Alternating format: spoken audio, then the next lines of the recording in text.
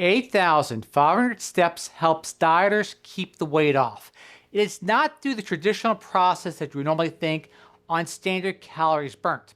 In fact, the 8,500 steps was really, when they looked at all these randomized controlled trials, 18 in particular, about 4,000 people over 10 countries, the control groups usually averaged around 7,000 steps per day, a little bit more.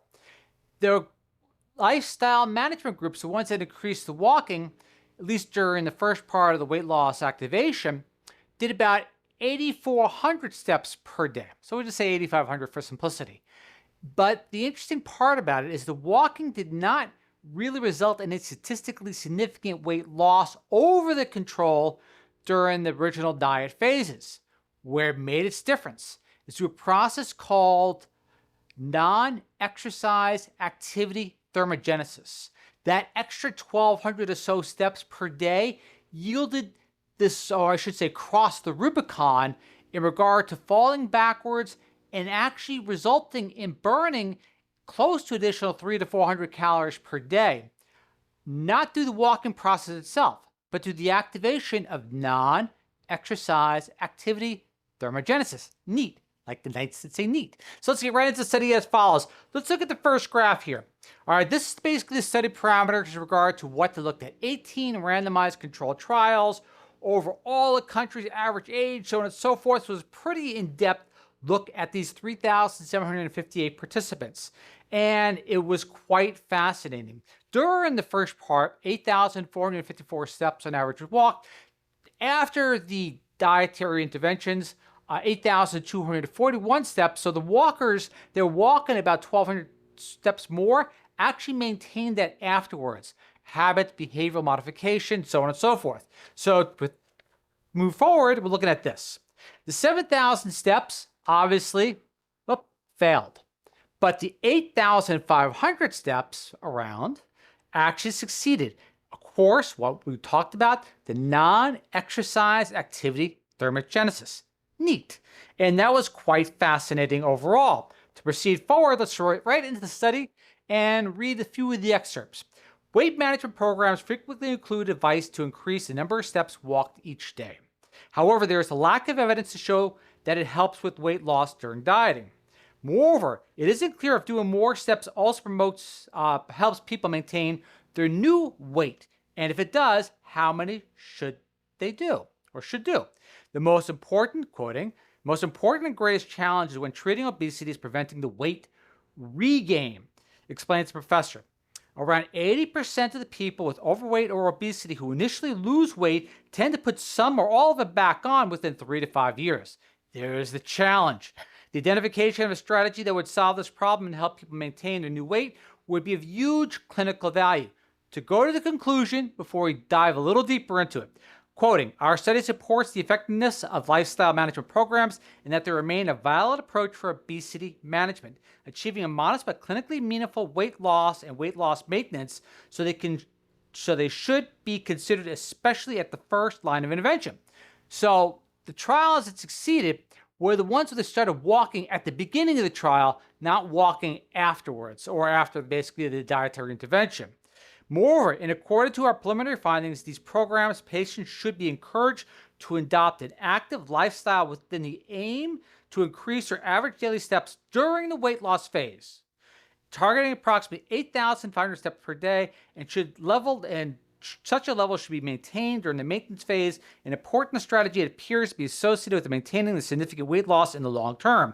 This needs to be openly and clearly discussed with patients before starting any lifestyle management program due to the important clinical implications of this issue. So where it's important to a lot of individuals is that 8,500 steps makes a huge difference in not only achieving their goal in regard to however they lost their weight, but keeping it off. And a marginal walking about an additional half mile per day to get there is not that significant an obstacle to overcome. Get into the study itself. What does it look like? It looks like this. Translating this 1,000 steps bonus, I broke it down to height in this where you could do it stride. But look at the energy cost. So 45 kilocalories, 55 calories, 65 calories on depending on the height, and so on and so forth. But that's not where the benefit came from. It came from, again, to reiterate, the non-exercise activity thermogenesis. Neat. That's where the trigger, that extra steps triggered that. Going below that Rubicon, so to say, it couldn't quite get there. But at that 1,200 extra steps, boom, NEAT is activated beyond the calories burnt. All right, what does that look like? This is interesting. Standard exercise or formal exercise. There's your NEAT steps and, of course, your basic metabolic resting rate. That's the interesting part about it. What does it look like overall? And a little maybe easier graph. It looks like this. There's your control group. I guess what you call it gray. And you have the blue. That the farther down, the better the results per se. That's what it translates to visually and graphically, I should say. Visually and graphically, kind of the same Boolean logic. All right. Now, why not the weight loss during the significance during the actual dieting phase? Again, that's the postulate. But what we found out, it just didn't do it observational-wise during these 18 RCTs. The benefit came after. So to proceed, there you look at the blue graph right there. You see the control, not so exciting, but the blue, pretty cool. All right, what the walking did do, the steps during the weight loss phase strongly predicted how much of the weight would still be gone 10 months later. Walking built the behavioral habit and protected the weight loss from coming back. Think of it this way, diet lost the weight, walking guarded against gaining it back. Kind of add a little bit more there, but that's what happened. So it's quite intriguing, and the fact is the walking didn't seem to make a difference between the control group going in the beginning. But to maintain the weight lost long-term, huge benefit. All right, now I want to dive a little deeper into the clinical aspect, which we're going to enhance what we call cognitive friction. All right, so this is for the dietitians, the clinicians, and the policymakers. All right, let's look right here. Boom. There it is. That's your lifestyle management group. Now, a little dip in the walking, but nowhere near the dip that you would see basically in the control group itself. It's just like they just stopped.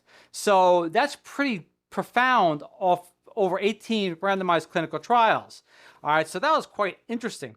All right, what we're looking at here, as far as the medications and so on and so forth, I highlighted that for the main reason being a lot of the GLP-1 medication prescriptions out there, how to maintain that weight after coming off the GLP-1. And of course, the other steps to benefit that. The studies they looked at overall, there you have it. Really good p-value, 0.05, borderline, but still just the same. More studies need to be done to validate the information. Those are studies if you want to look at the methodological quality. There's your risk and biases. All right, implementing the STEP protocol, the practical roadmap. Again, that's for policymakers, primary as well. Never drop below 8,000 steps per day. That should be your floor. Get a watch, real easy to do. Monitor your steps. If you go below 8,000, you don't want to be there. You want to go above the 8,000, maybe a little bit of a buffer. Doesn't have to be 10,000. Just got to be somewhere in the range of that 8,200 per se and 8,500. So pretty easy for a lot of individuals that don't have challenges that may prevent them from doing that, from succeeding in that goal. All right, for clinicians and policymakers, evidence to action, again, the walking should be integrated at the beginning of the behavioral modification and dietary modifications, not afterwards. All right, and again, it's a hypothesis, not a prescription. Larger trials need to be conducted in order to validate the information. Henceforth, the phase 2 budget allocation, you're looking at about $1.6 million. So a little cheaper than your standard clinical trials per se, because you're really just walking. And that should be really easy to validate overall and give validity, I should say, to the 18 RCTs and what they postulate. Math, yeah, there it is. You want to check that out? Boop. All right, and the glossary, again, pay close attention to the NEAT at the bottom there, NEAT, non-exercise activity thermogenesis.